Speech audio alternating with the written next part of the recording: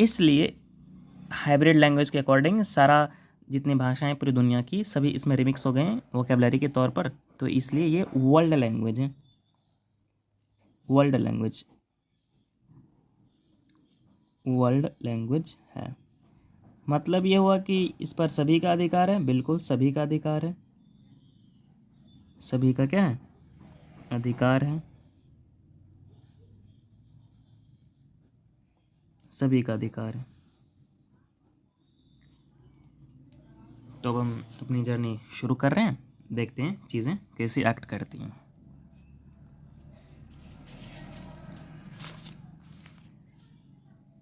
कोई भी किसी भी लैंग्वेज को सीखने के लिए दो चीज़ इम्पॉर्टेंट होती है, क्या, देखते हैं। ये अपनी लैंग्वेज,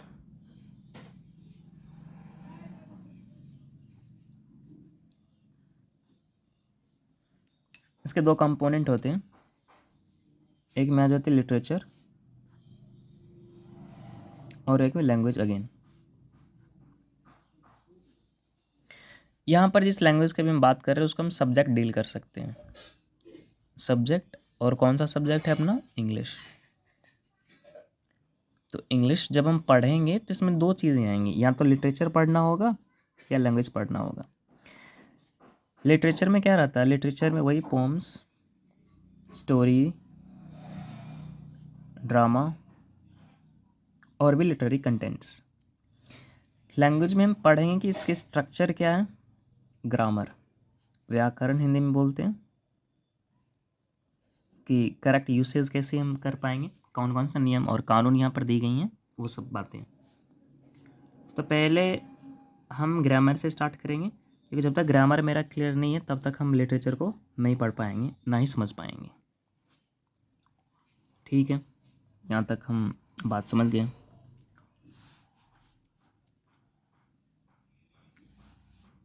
फाइन। बेसिक कंपोनेंट पहले स्ट्रक्चर हम देखेंगे, चीज़ें कैसे एक्ट करती हैं।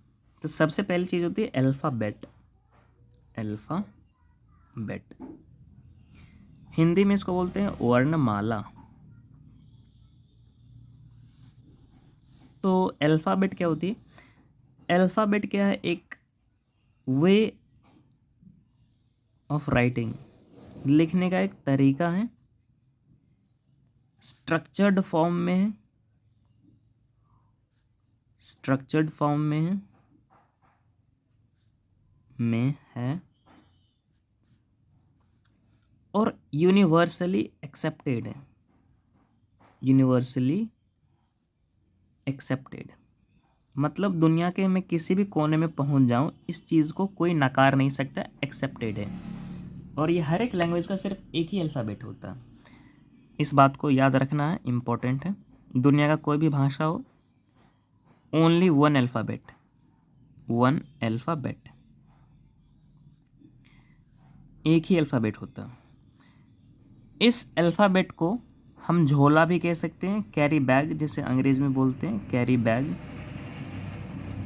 Carry bag. तो ये हो गया कैरी बैग, ठीक है। इसलिए मैं इसको झोला बोल रहा हूँ क्योंकि झोले के अंदर सारा सामान क्या हो जाता है, आ जाता है। तो अगर ये झोला मेरे पास है तो सारा सामान क्या हो जाएगा, मेरे पास आ जाएगा। तो चलिए झोला से हम शुरुआत करने जा रहे हैं।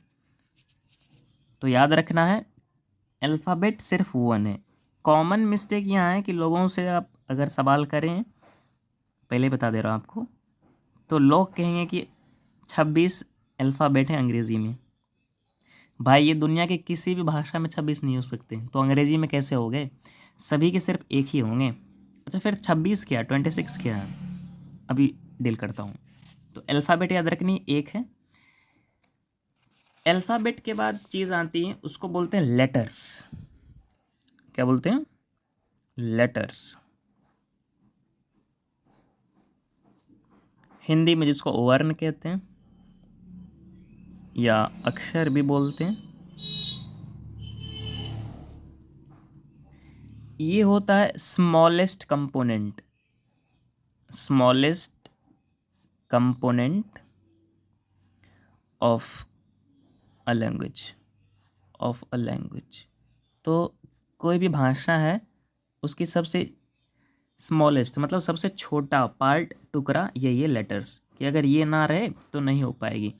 एक बिल्डिंग होती है ऐसे, मान लीजिए ये मेरी एक बिल्डिंग है, ऐसे करके एक बिल्डिंग है।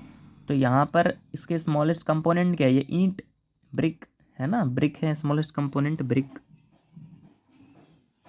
उसी तरीके से किसी भी लैंग्वेज की जो स्मॉलेस्ट कंपोनेंट है वो है लेटर्स।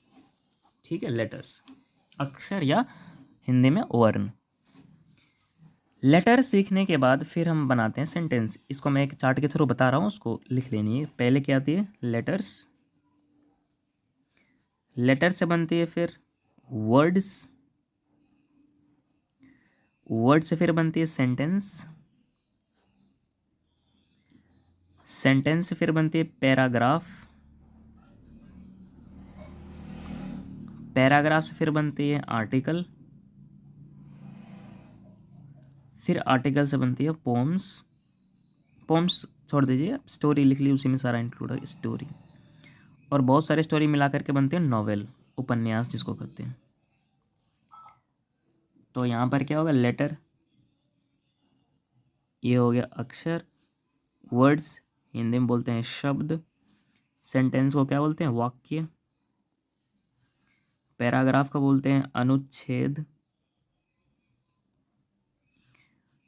आर्टिकल, आर्टिकल को आर्टिकल बोलते हैं या लेख बोल सकते हैं, बेहतर होगा, स्टोरी कहानी, और नॉवल उपन्यास।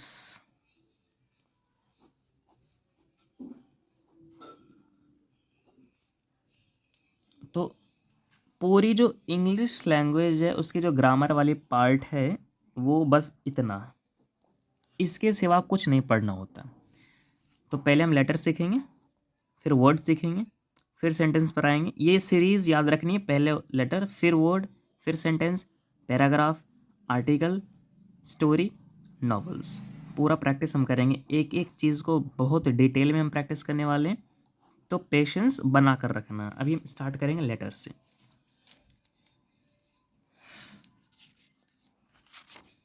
तो लेटर्स स्टार्ट करते हैं।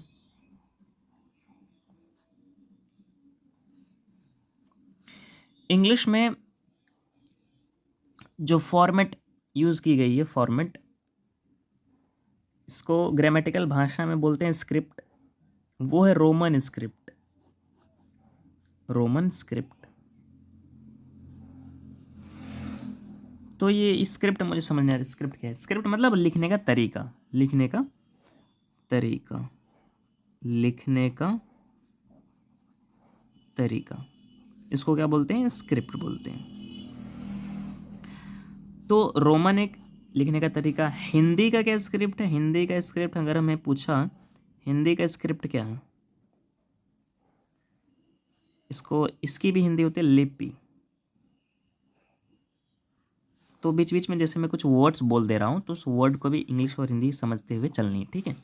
तो हिंदी की स्क्रिप्ट होती है देवनागरी, देवनागरी।